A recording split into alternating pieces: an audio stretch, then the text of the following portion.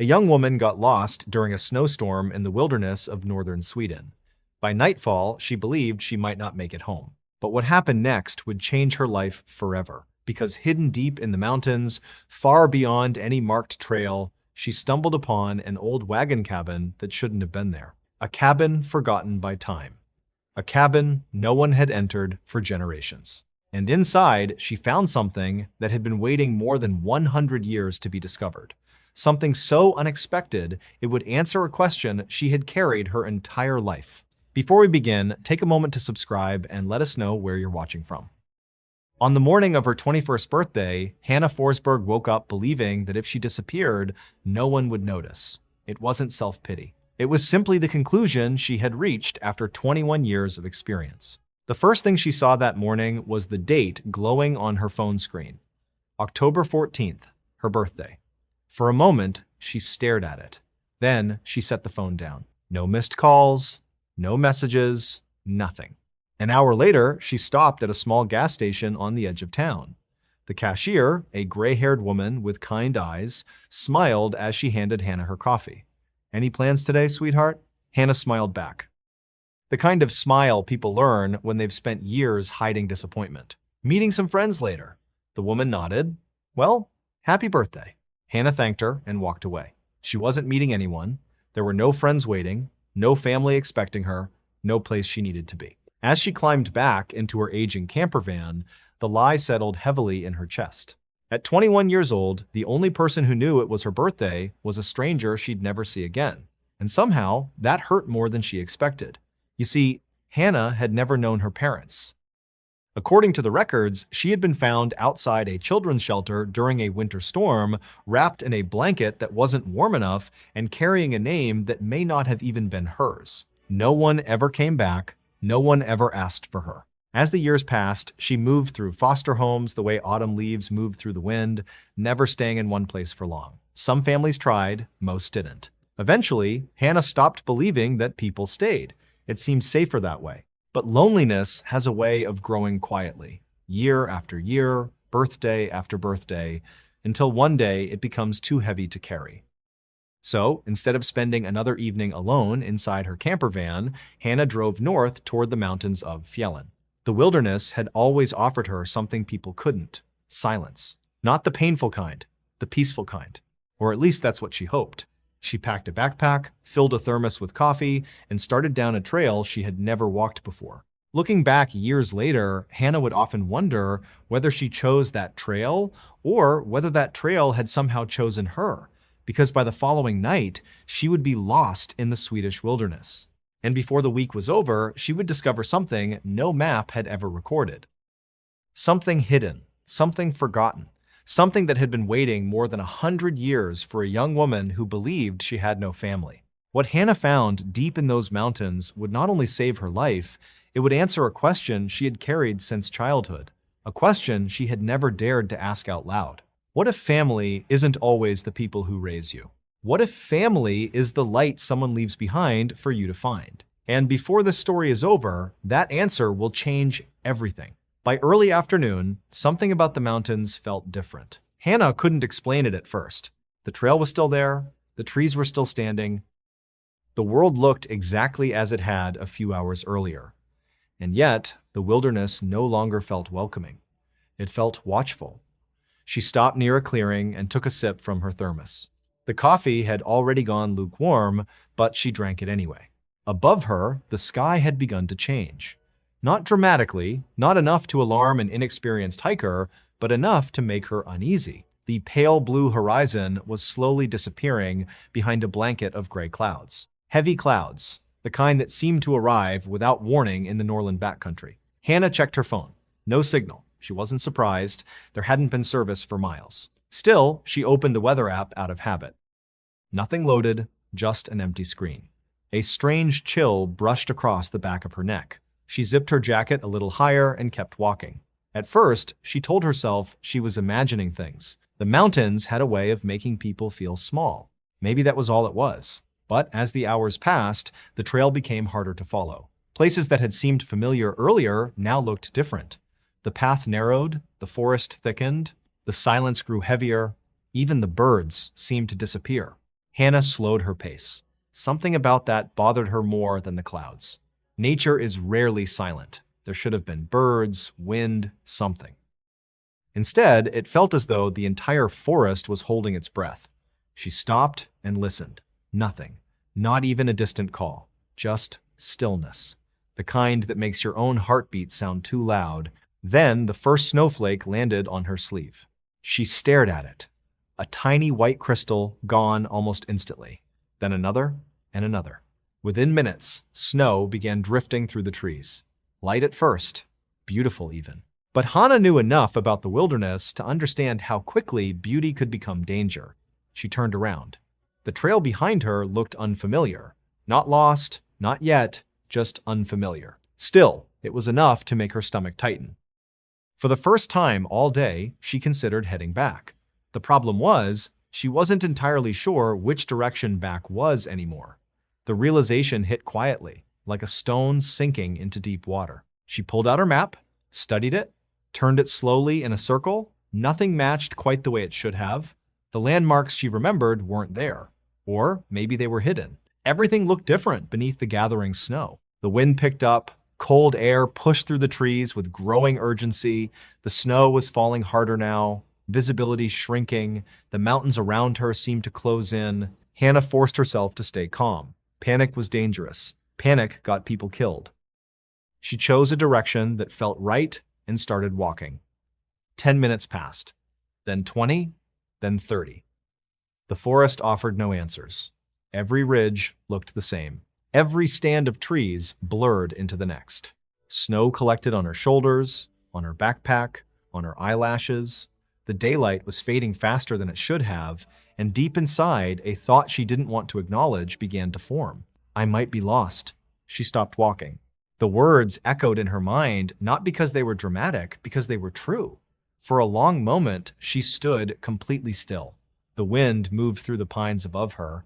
Snow drifted across the ground. And suddenly, she felt very small, not just physically, emotionally. The same loneliness she had spent years carrying seemed to rise around her. Only now, there was no town nearby. No road, no shelter, no one expecting her home. The thought hurt more than she wanted to admit. If something happened out here, who would even know where to look? She swallowed hard and pushed the thought away, one step at a time. Find shelter. Stay warm. Keep moving.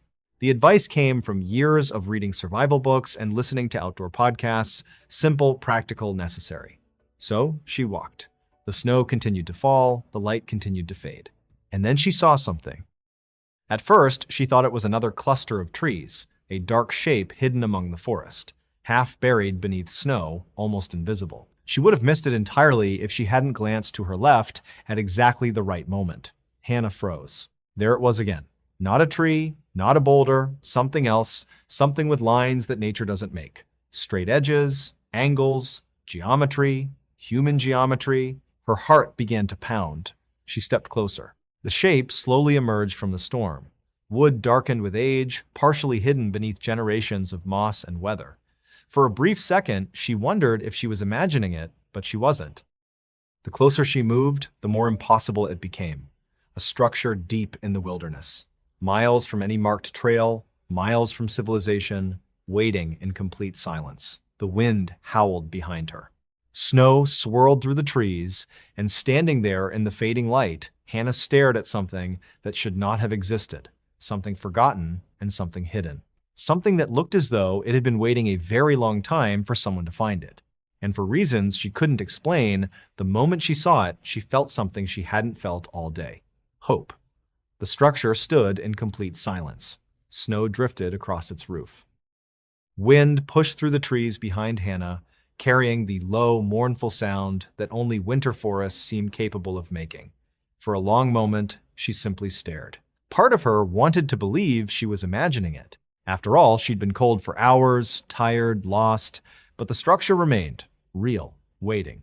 Hannah took a cautious step forward, then another. As she moved closer, details began to emerge through the falling snow. Weathered timber, a narrow roofline, wooden walls darkened by decades of storms. It wasn't a cabin in the traditional sense, at least not originally. Beneath the additions and reinforcements, she could see the outline of something older, a wagon, an enormous wagon that had been transformed into a permanent home. The sight made her heart race. Who would build something like this all the way out here? And more importantly, why? The wind answered with another icy gust. Her fingers were beginning to ache from the cold. Questions could wait. Survival couldn't. She climbed the small wooden steps leading to the entrance. The door stood before her. Old, solid, remarkably intact. Snow had gathered along the frame, but the structure itself appeared stubbornly alive, as though it had refused to surrender to time. Hannah hesitated. There was something strangely intimate about the moment. Opening that door felt less like entering a building and more like stepping into someone's memory, someone's life, someone's story. She placed a trembling hand on the latch, took a breath, and pushed. The hinges groaned softly. The door opened. A rush of still air greeted her. Not warmth, not yet, but shelter. And right then, shelter felt like a miracle. Hannah stepped inside and closed the door behind her. Instantly, the storm became distant. The wind still existed, the snow still fell, but now it sounded far away, muted, like another world. She stood quietly, allowing her eyes to adjust. The interior was dim, small, simple, and astonishingly well preserved. A narrow bench stretched along one wall. Shelves lined another. A folded table had been secured against the timber. There were hooks for coats, storage compartments, a small bunk built into the far end. Every inch of space had been used carefully, thoughtfully, the way people build when resources are limited and every decision matters. Hannah slowly removed her backpack. For reasons she couldn't explain, she found herself whispering, as though speaking too loudly might disturb something. Not a ghost, a memory. Her eyes moved across the room, and then she saw it. A cast iron stove. Small, bold, beautiful. It stood near the center of the cabin like the heart of the entire structure. The sight alone made relief wash through her. If it worked, she might actually make it through the night. She knelt beside it. The metal was cold beneath her fingertips.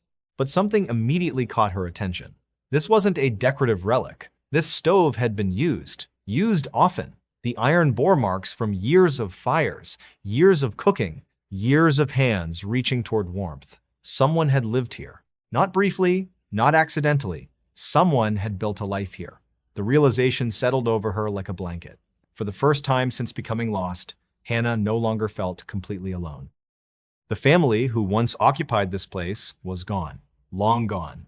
Yet somehow their presence remained. She could feel it in the worn edges of the furniture, in the careful craftsmanship, in the stubborn way the cabin continued standing against impossible odds. Outside, the storm intensified. Snow hammered against the walls. Darkness gathered beyond the small window. Night was arriving fast. Hannah knew she needed a fire. She opened her backpack and pulled out the emergency supplies she always carried. Fire starter, dry tinder, a small knife, the kind of things experienced hikers learned never to leave behind. As she prepared the stove, something near the vent caught her eye. At first, she thought it was a crack in the wood. Then she leaned closer. Words carved directly into the timber. Simple words, functional words, instructions. Keep lower vent open during storms. Below it, dry spruce catches quickest. And beneath that, if smoke backs up, check the eastern pipe. Hannah stared. The handwriting wasn't elegant, it wasn't decorative. Whoever carved these messages hadn't been trying to leave history behind. They'd been trying to help the next person survive. A strange emotion tightened her throat. The instructions felt personal, as if someone from another century had anticipated this exact moment. A frightened stranger, cold, lost, standing exactly where she stood now, she followed the instructions carefully, opened the vent, prepared the tinder, struck the fire starter. The first spark died, the second almost did, the third caught. A tiny flame flickered to life. Hannah held her breath. The flame spread slowly through the dry wood. Smoke curled upward. For one terrifying second, it lingered. Then it disappeared cleanly through the pipe. The stove exhaled. The cabin seemed to come alive. Warmth gradually spread through the room, into the walls, into the air, into her frozen hands. A shaky laugh escaped her lips. Not because anything was funny, because relief sometimes sounds like laughter. She sank onto the bench and stared into the growing fire. For the first time all day, she felt safe. The storm continued screaming outside. But inside this forgotten place, there was peace. Minutes passed, maybe longer, then something happened.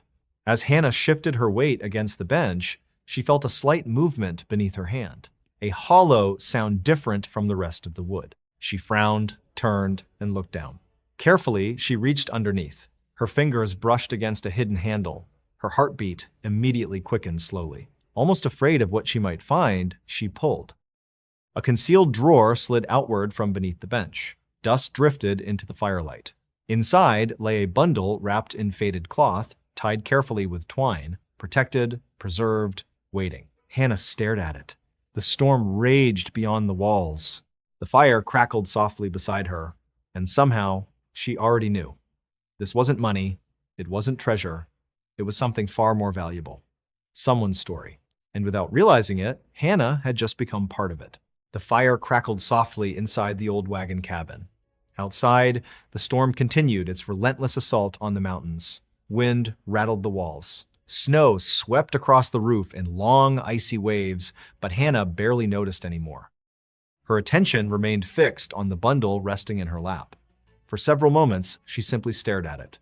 The cloth was faded with age, the twine had darkened over time. Whoever had wrapped it had done so carefully, almost lovingly, as though they understood that what lay inside mattered, not just to them, to someone else, someone in the future, someone they would never meet.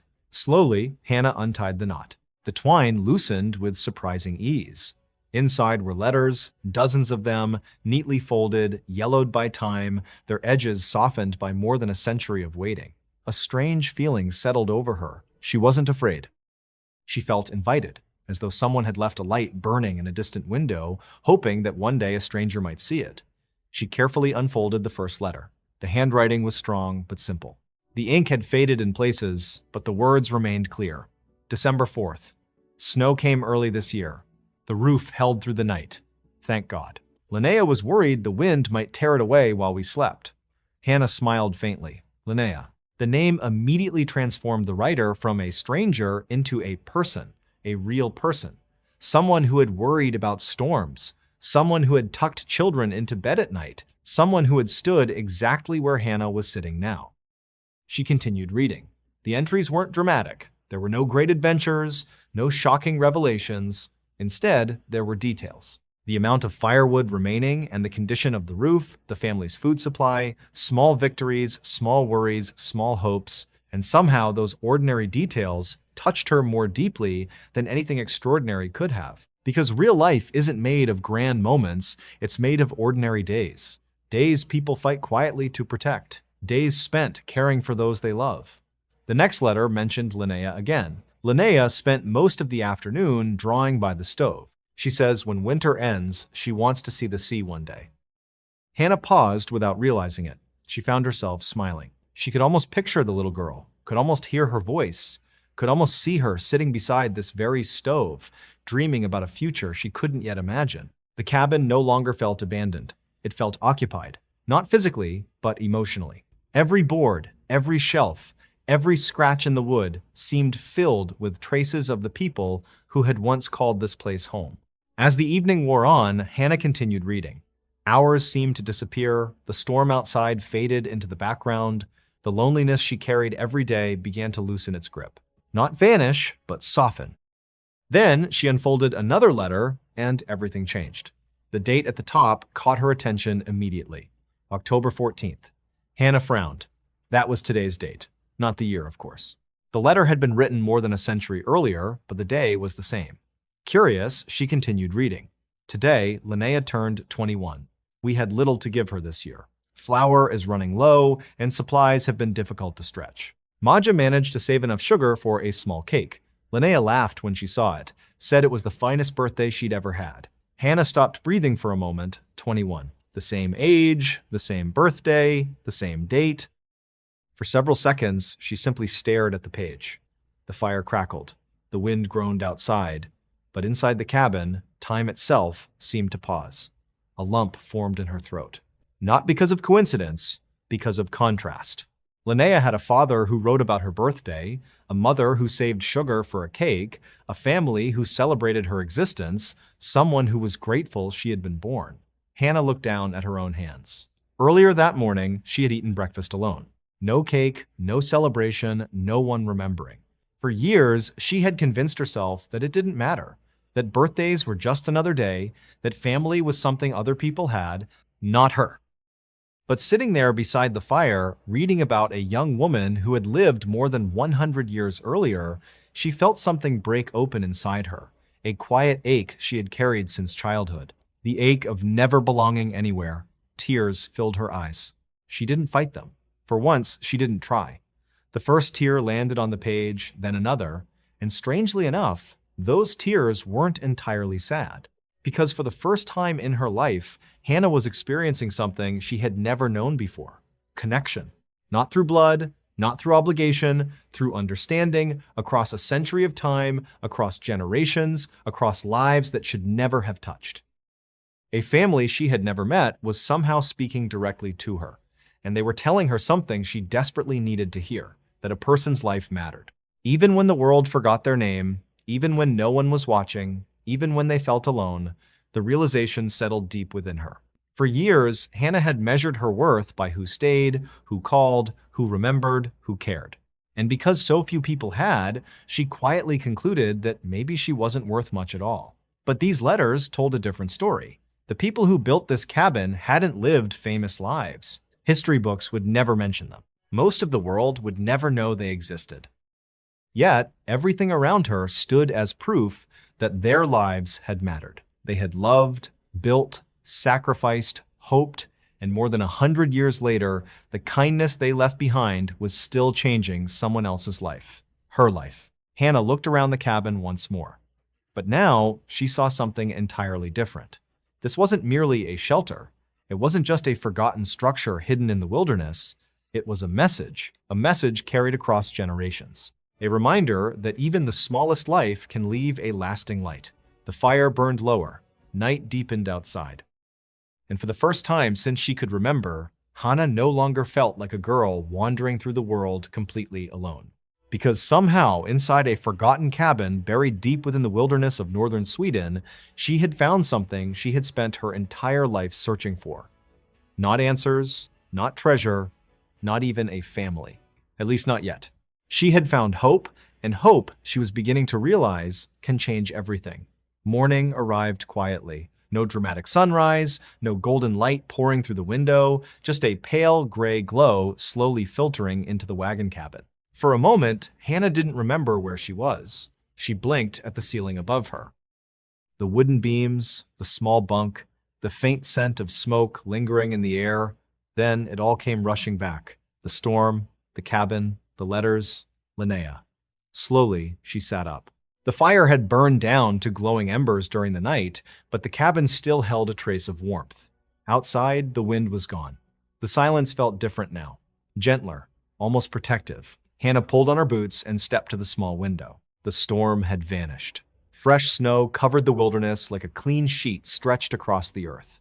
The mountains looked untouched, timeless, as though nothing had happened at all. Yet, everything had changed, at least for her.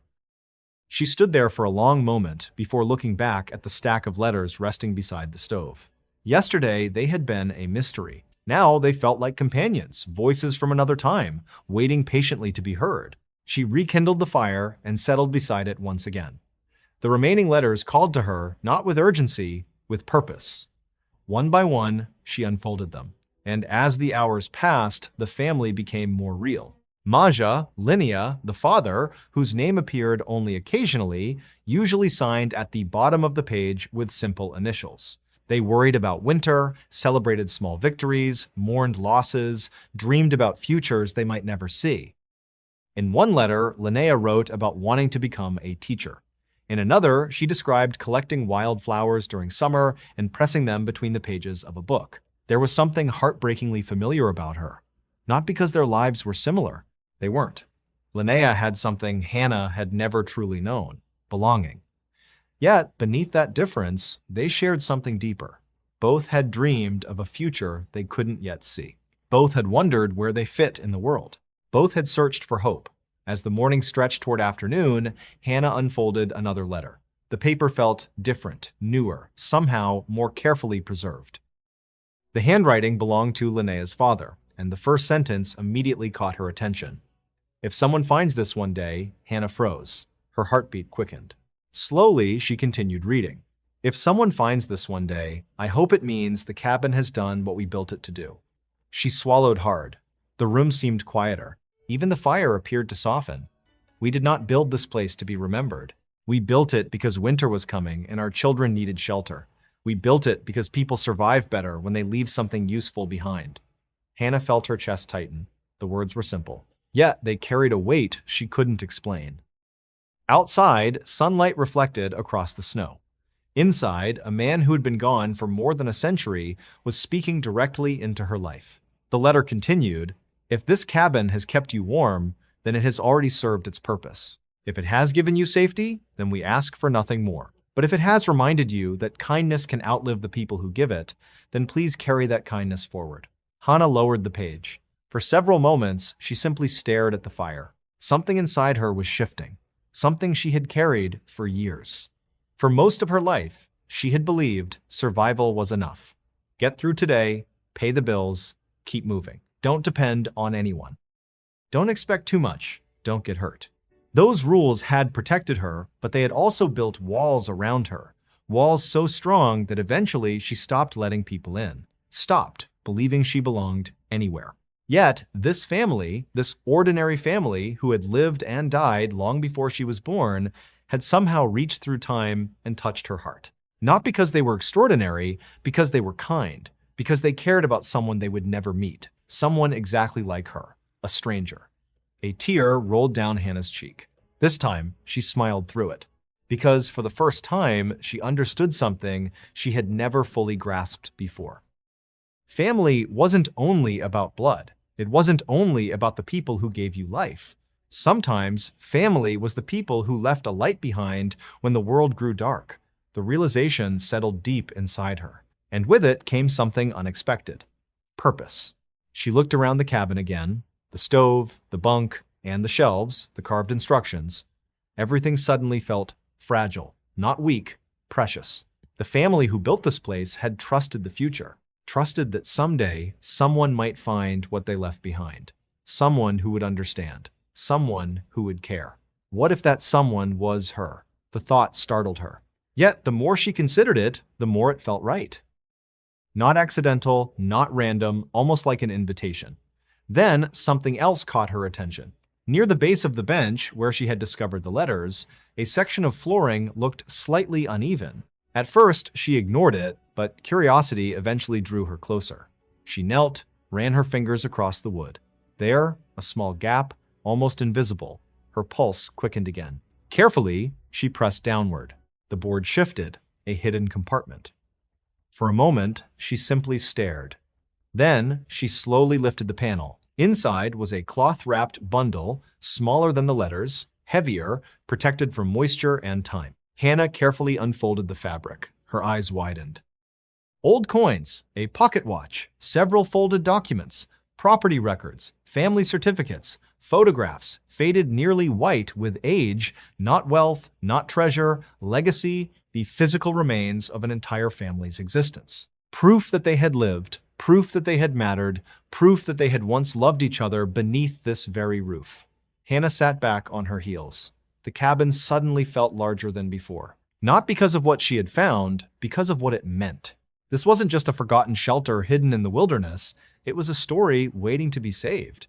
And for the first time in many years, Hannah no longer felt like someone drifting through life without direction. She felt entrusted, as though fate had placed something valuable in her hands, and quietly asked, "What will you do with it now?"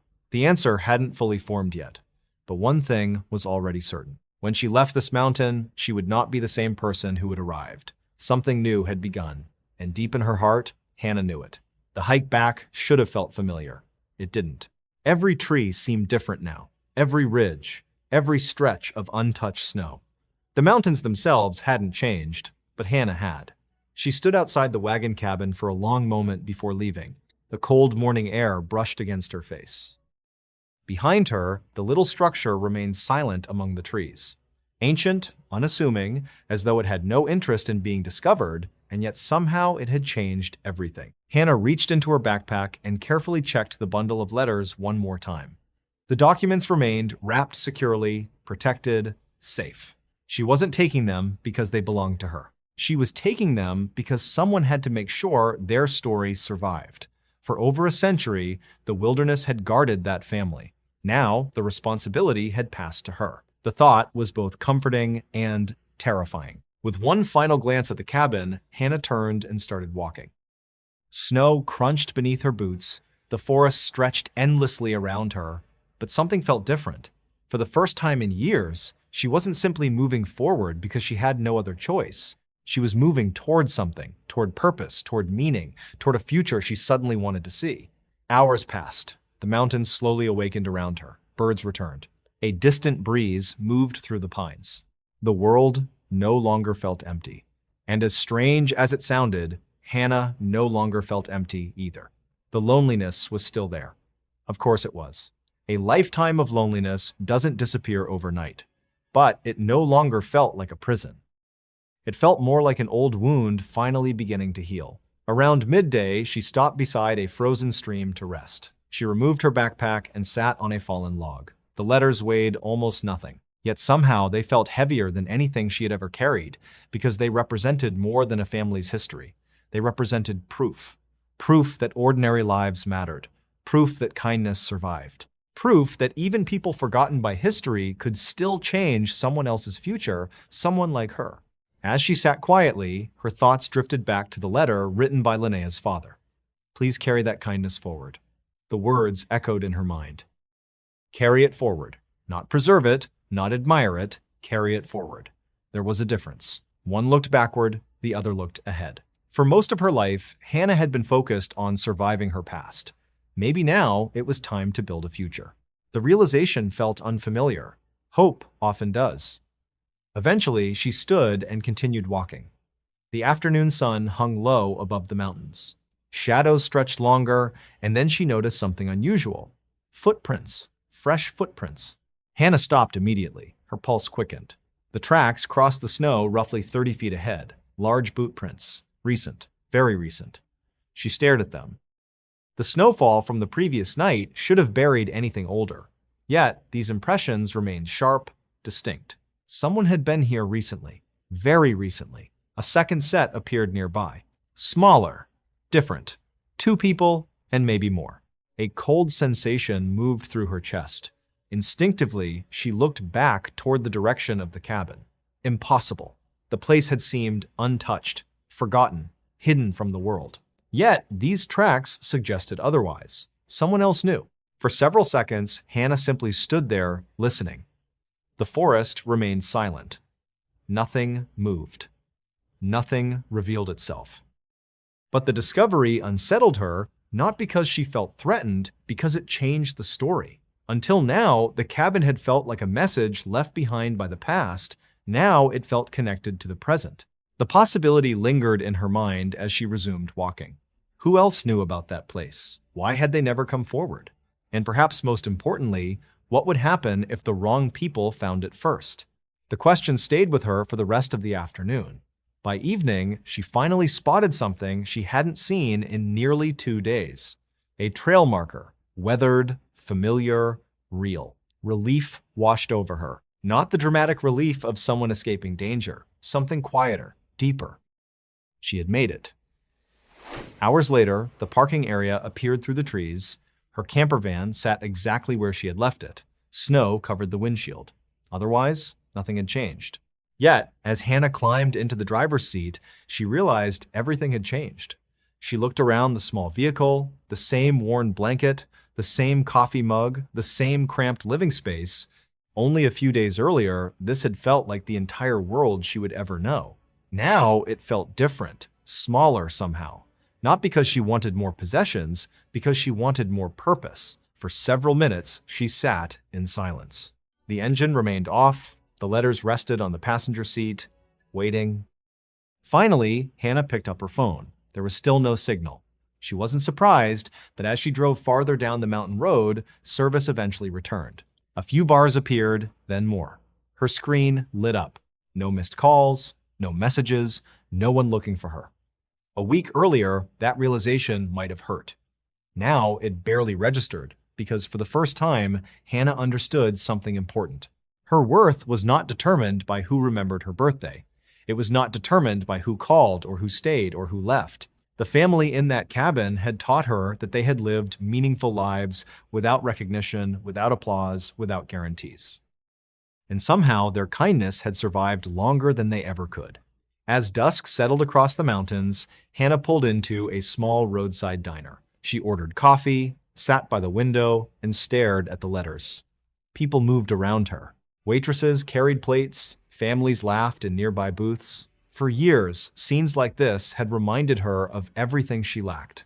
Tonight felt different. Not because she suddenly belonged there, because she finally believed she might belong somewhere.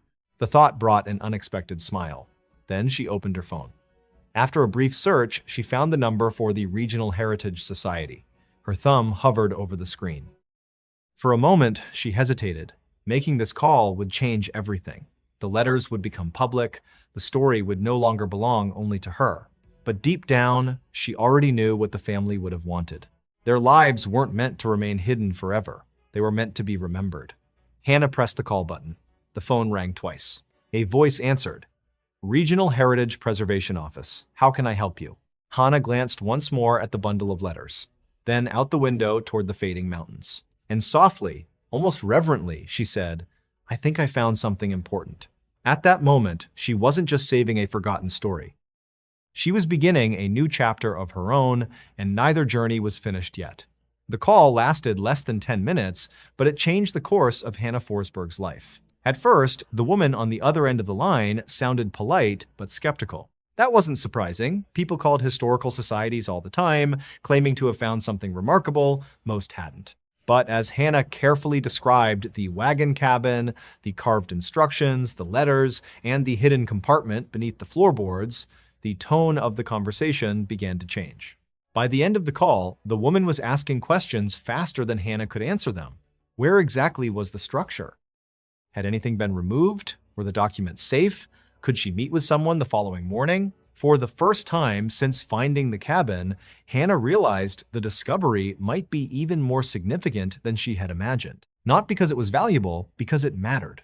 A week later, she found herself standing beside a team of historians, preservation specialists, and surveyors as they followed her back into the mountains. The journey took nearly an entire day. The trail was difficult. The snow still lingered in shaded areas, and several times, Hannah worried they might never find the cabin again. But late that afternoon, one of the surveyors suddenly stopped. There. His voice was barely above a whisper. Everyone turned, and there it was, standing quietly among the trees, exactly where she had left it. For several seconds, nobody spoke. The historians simply stared. One older man removed his glasses and shook his head slowly. Another woman covered her mouth with her hand. Not because the cabin was grand, not because it was beautiful, because it was real. A piece of history that should have disappeared long ago, yet somehow hadn't. The cabin had endured storm after storm, winter after winter, decade after decade, waiting. The lead historian entered first. The others followed carefully behind. Hannah remained near the doorway, watching, listening. As experts examined the letters and documents, a feeling of peace settled over her. She wasn't worried anymore. The story was safe now. The family was safe. Their voices would not be lost again. Months passed, then more. Researchers spent countless hours studying the letters, the documents, the photographs, the history hidden inside that forgotten cabin. What they uncovered amazed everyone. The family had been among the earliest settlers in that region. The wagon cabin represented a rare example of frontier ingenuity and survival, but it wasn't the historical significance that captured people's hearts. It was the humanity, the letters, the birthday cake Linnea's mother had made from the last bit of flour and sugar, the father's quiet determination, the family's hope during impossible winters. People saw themselves in those pages and they couldn't forget them. Eventually, the story reached local newspapers, then regional publications. Soon, visitors were traveling from neighboring towns just to hear about the remarkable discovery hidden in the mountains. Yet, through all of it, Hannah never felt like a hero because she knew the truth. She hadn't created the story. She had simply listened when it called. The following summer, the cabin was carefully relocated to a regional county museum where it could be preserved for future generations. Every board, every shelf, every carved instruction restored exactly as it had been found. On opening day, hundreds of people attended. Families, teachers, veterans, retirees, children. Many stood silently in front of the exhibit for far longer than anyone expected. Some read every letter, others studied every photograph. A few wiped tears from their eyes, and Hannah understood why. Because the cabin wasn't really about history, it was about something much larger. It was proof that ordinary lives matter. One afternoon, several months after the exhibit opened, Hannah stopped by the museum, as she often did. She wasn't employed there. She simply liked visiting. Sometimes she would sit quietly on a bench and watch people move through the exhibit. There was something comforting about it, something healing. That afternoon, an elderly couple entered the gallery. They moved slowly, hand in hand, gray-haired, gentle, the kind of couple who looked as though they had spent a lifetime together. They stood before the cabin for a long time, reading, whispering, remembering things only they understood. Eventually, the woman noticed Hannah sitting nearby. "You found this place, didn't you?" she asked. Hannah smiled. "I did." The woman nodded thoughtfully. Then she sat beside her. For the next hour, they talked. Not just about the cabin, about life, about loneliness, about family, about the strange ways people find each other. At some point, the conversation shifted toward Hannah's childhood, her years in foster care, her life alone. The birthdays no one remembered. The woman listened quietly, without interruption, without pity. When Hannah finished speaking, the older woman reached over and squeezed her hand. "You know," she said softly, "sometimes family arrives later than expected." The words lingered. A few weeks later, shortly before Christmas, Hannah received a phone call. It was the couple. They invited her to dinner. At first, she almost declined. Old habits are hard to break. People leave. That's what she had always believed. But this time, she said yes. And on Christmas Eve afternoon, Hannah found herself standing on the porch of a warm home filled with laughter and the smell of roasted Christmas ham. The door opened. The older woman smiled and without hesitation said the words Hannah had never expected to hear. "There you are," not hello. Not "come in." There you are. As though they had been waiting for her, as though her place at the table had always existed. For a moment, Hannah couldn't speak. She simply stood there, overwhelmed by a feeling she had spent her entire life searching for, belonging. Years earlier, she had entered the mountains believing she was completely alone in the world. She had gone searching for silence. Instead, she had found a family. Not the one she expected, not the one she was born into, but perhaps the one she needed. And as she sat around that Christmas Eve table, surrounded by people who genuinely wanted her there, Hannah finally understood the lesson hidden inside those century-old letters. Family is not always the people who share your blood. Sometimes family is the light someone leaves behind, and the courage to follow it when you finally find your way home. A year passed. The cabin remained. The letters remained, but Hannah Forsberg was no longer the same young woman who had walked into the mountains believing she didn't matter. The story of the wagon cabin spread quietly through the community. Visitors came, students came, families came, and little by little, Hannah found something she had spent her entire life searching for.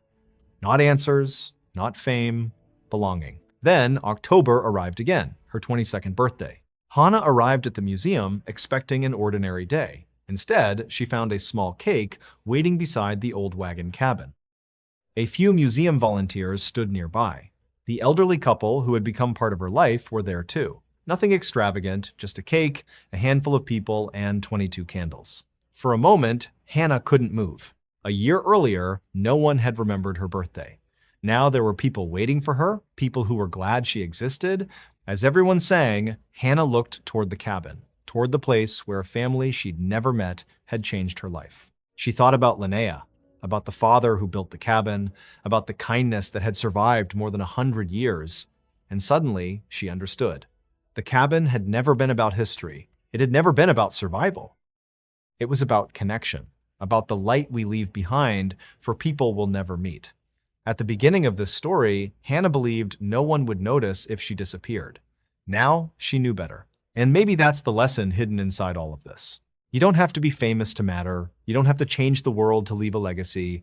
Sometimes a small act of kindness can travel farther than we ever imagine. Far enough to reach a stranger. Far enough to change a life. And sometimes far enough to help someone find their way home.